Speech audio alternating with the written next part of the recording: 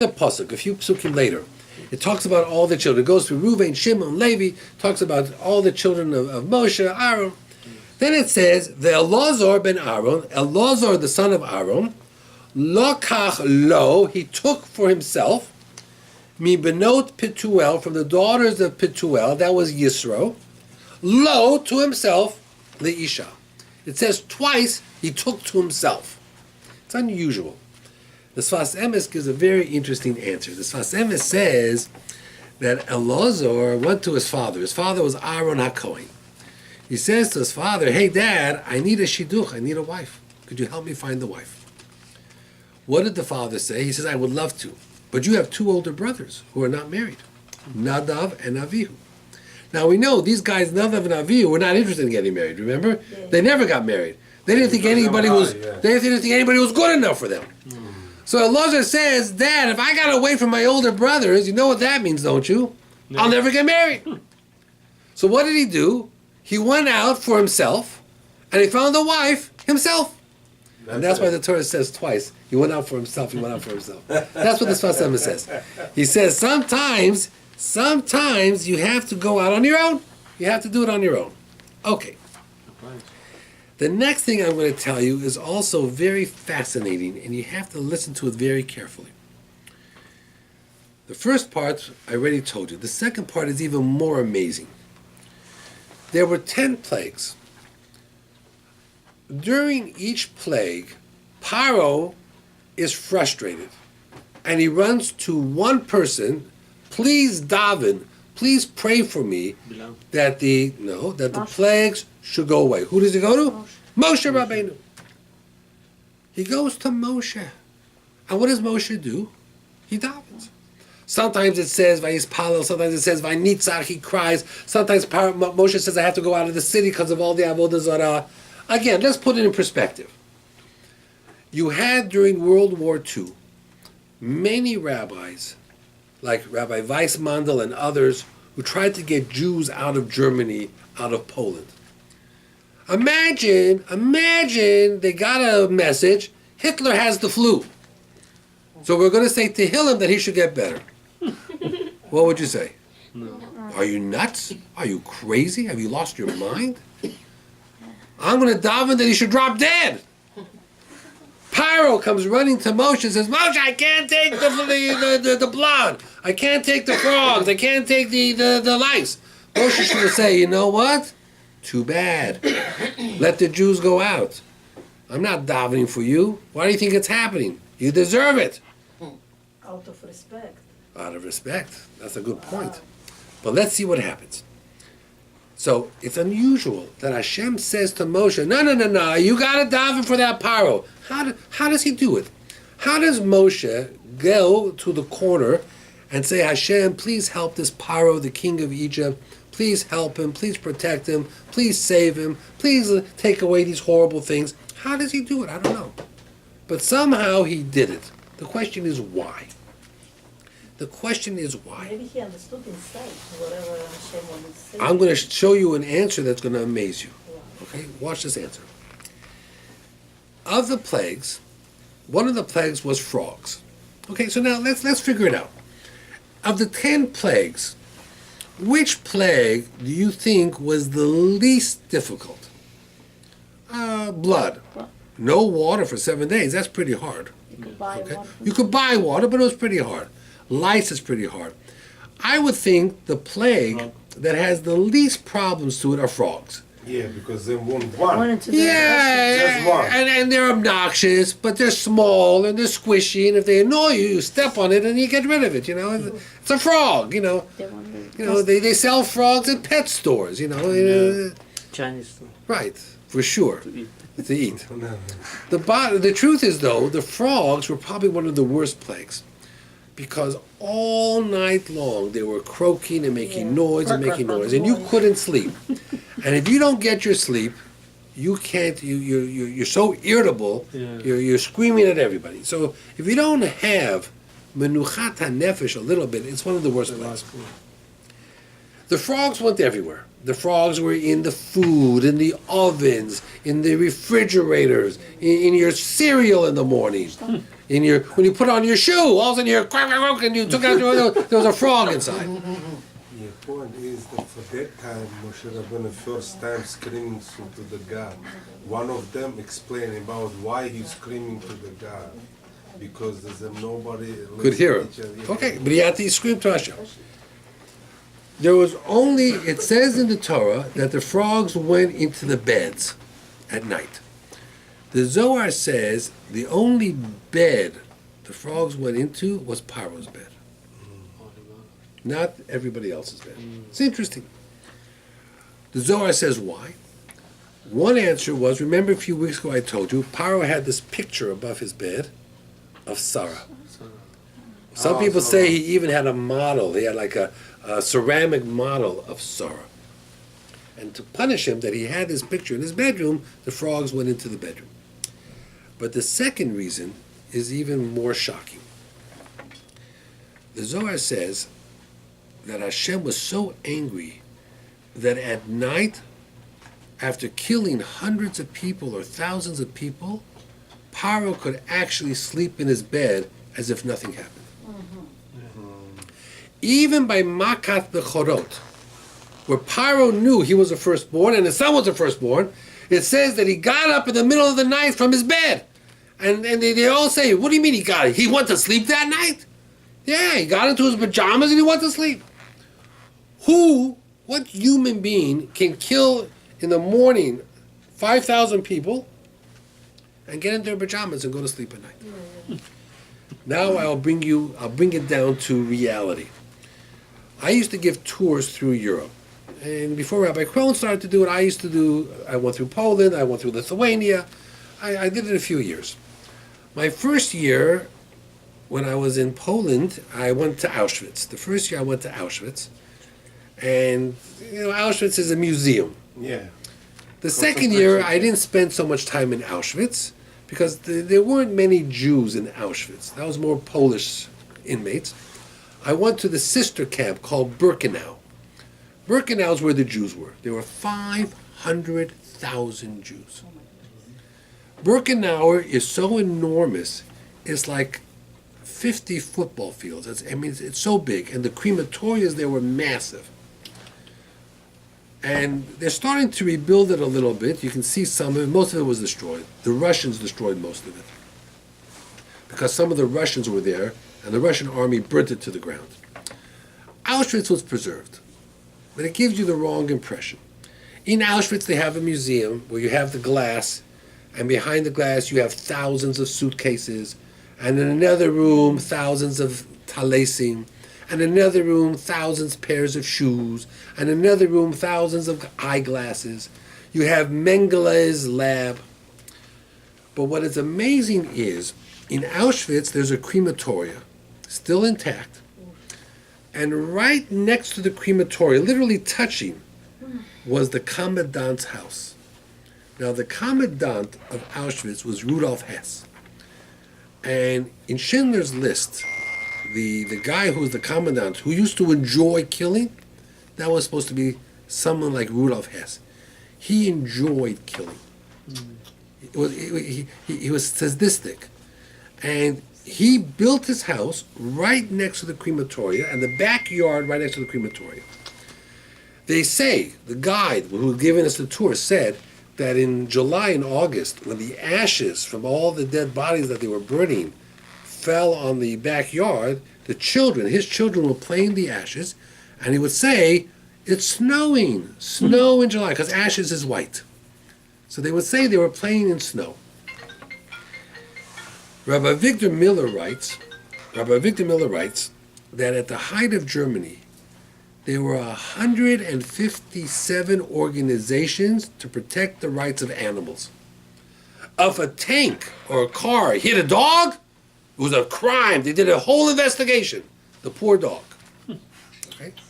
He says that they would use the Zyklon B, and they would kill 10,000 Jews in the morning, and at night they would go with their wives to Shakespeare, to Hamlet, and they would cry the tragedy of Hamlet. They didn't cry a tear for 10,000 Jews. Yeah. But for Hamlet, they cried. They pretended that they were good fathers and good husbands. It's unbelievable. Now, when Rudolf Hess was caught after the war, and they had a quick trial, they hung him in his backyard. With the ashes all around, that's where they hung him. The Americans wanted to take him down. The Russians said no.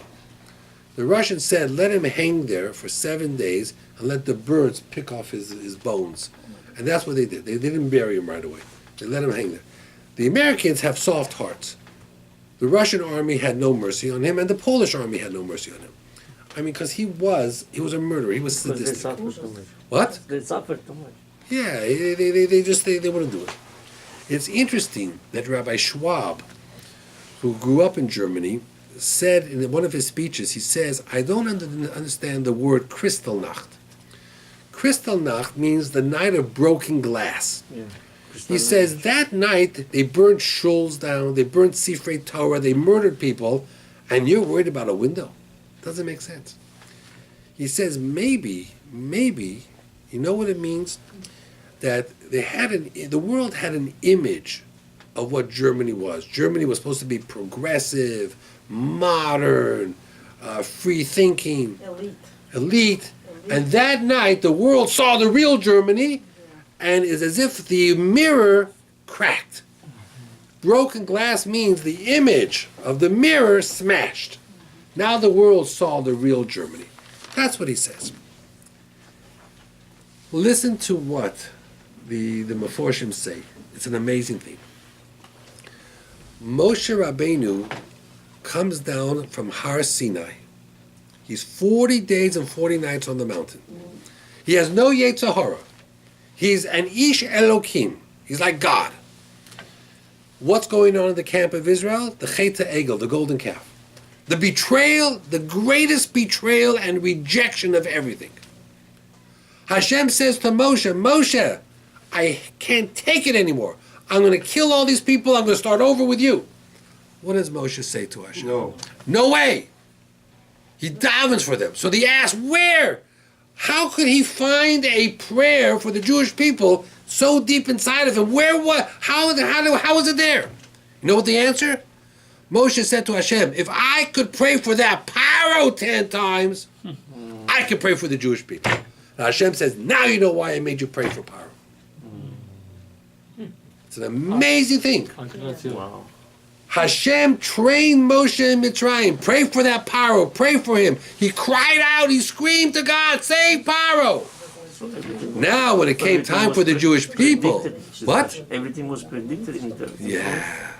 Now, when it came time for the Jewish people, and Hashem said to Moshe, let's get rid of them. Let's start over. Moshe says, no way. Either you forgive them or I'm out. Take my name out of your sefer. Forget that I ever lived. And he did. And he did. If I can daven for Paro, I can daven for Bnei Yisrael.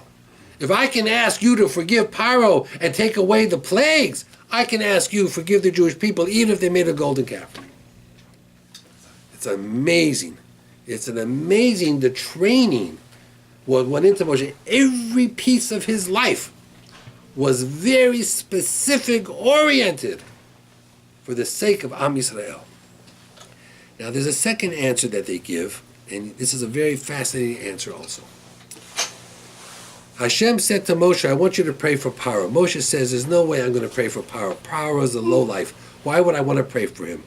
Hashem says, because you owe him hakarat hatov, a favor. He says, I owe him. What do I owe him for? He says, he fed you. He clothed you. He gave you a roof over your head. It's like a father. But he's a horrible person. I said, I don't care. The concept of hakarat hatov is so important. It's a cornerstone of Judaism. A person does you a favor. You don't knife him in the back. You have their back. I don't care what anybody says. He did you a favor. Judge him for what he did. He did you a favor. When Moshe wanted to know how he got saved when he was a little baby, someone told him the story. This guy Yisro saved your life. You know what he did? When he had an opportunity, he left Ethiopia and he went to Midian. Who did he look for? Yisro. Why? For one reason. He wanted to go over to him and say thank you. You know what he got in return? He got a wife and 2 children. Oh my goodness, it's so nice. It's unbelievable. Hakarat hatov. You need to know what it means to say thank you. You know, they say Moshe could not hurt the dirt because the dirt saved him, because the dirt hid the body of the Egyptian. So they asked the question, really? The next day he was arrested for killing the Egyptian. The dirt did nothing for him. He got arrested the next day. It's interesting that years later, when Hashem sends him to Mitzrayim, Hashem says to him, the people who wanted to kill you are dead. Dasan and Aviram. They weren't dead, they became poor. So they asked the question, even if they became poor, but if Paro had the body, he's going to still go after Moshe anyway. So it must be, they never found the Egyptian body. That means the dirt sucked the body in and did save him. That's what they say. Once the witnesses no longer were good witnesses because they became poor, there was no body, so Moshe was free. He was free to go. The Sfas Emes says something different. Sfas Emes says, let's say the earth was unsuccessful. Tried to save Moshe, didn't work. You know what you see from here? Is someone tries to do you a favor, but something prevents them, you still owe them a thank you. Give you an example. A person called you up and says, I'm going to come visit you in the hospital. Great. What time are you going to be here? 10 o'clock. You go out to your car has a flat tire. You call the person up and you say, listen, I wanted to come visit you in the hospital, but my car has a flat tire, I can't make it. What does the Sfas Emes say? You have to say to the person, thank you anyway. Thank you. Yeah, Thank you for what? I didn't do anything. No. You wanted to. The fact that something prevented you is not your fault. Yeah. And therefore, I have to think like you did it, and therefore I owe you a thank you. Thank you. What is power? Thank you. Power, yeah. I agree. And there's no limit. Who says 1 thank you is enough? Maybe 2 thank yous, maybe 3 thank yous. There's a concept of hakarat hatov. People have to realize that we live in a society that we call that integrated. You help me, I help you. That creates friendship. There's no time limit to that. If I do you a favor, you do me a favor, 5 years from now, I still have to remember you did me a favor. Doesn't mean I'm indebted to you for the rest of my life, but it means I have to treat you differently because you're a Baal Chesed. You did a Chesed. It's a way of thinking. And that's what Moshe had to learn. The third thing is even more fascinating. The last thing is already 9:30. Could you believe it's already 9:30? We just started. It's already 9:30, you know? We have to do what Yoshua did, stop the sun in the sky or something, you know. We'll go for hours. You know, stop the moon. Some shiurim never stops. Don't worry. Listen to the last answer. The last answer is that in Judaism, there's a concept. Maybe you can explain it to us. I'll tell it to you in Hebrew. Tzadik gozer v'Hashem mekayem.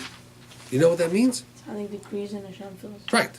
A tzaddik says something, and Hashem does it. Hashem said to Moshe, I am now in the process of recreating the world with Paro. You know what I want, Moshe? You tell me when the Makkah should end, I'm going to listen to you. So the whole Jewish community should know, you have a problem, you go to the tzaddik. Whatever the tzaddik says, I'll do. So Moshe says, really? Really? Hail, stop now! What happened? Stopped in the middle of the air! Everybody said, whoa! Does God run the world or does Moshe? Maybe Moshe does. Paro says to Moshe, get rid of these frogs. Moshe says, you know, I'm busy. How about tomorrow? No, now! No, tomorrow around 2:30. Tomorrow at 2:30, the frogs disappear. It's an amazing thing. And if Moshe would have said 1:30, would have happened 1:30. Hashem said, I want the world to see that when you need something, you go to the Gedolei Yisrael. You go to the Chachamim, the Rabbanim, the Tzadikim. You ask them for a bracha. What do they have the power to give you a bracha? The answer is yes. Who gave the power? I, Hashem, gave them the power. Where? Moshe. Tzaddik goes there. If a tzaddik says, this is what's going to happen, Hashem says, you know what? I will follow and I will listen. It's part of the world's creation. When did that happen? In Mitzrayim. Who did it? Moshe, when he davened for Paro. So that was the final lesson that needed to be learned by Tzaddik Gozer and Hashem Mekayim. Have a good night, everybody. To be continued. Thank you so much. Moin, Kasha. We continue.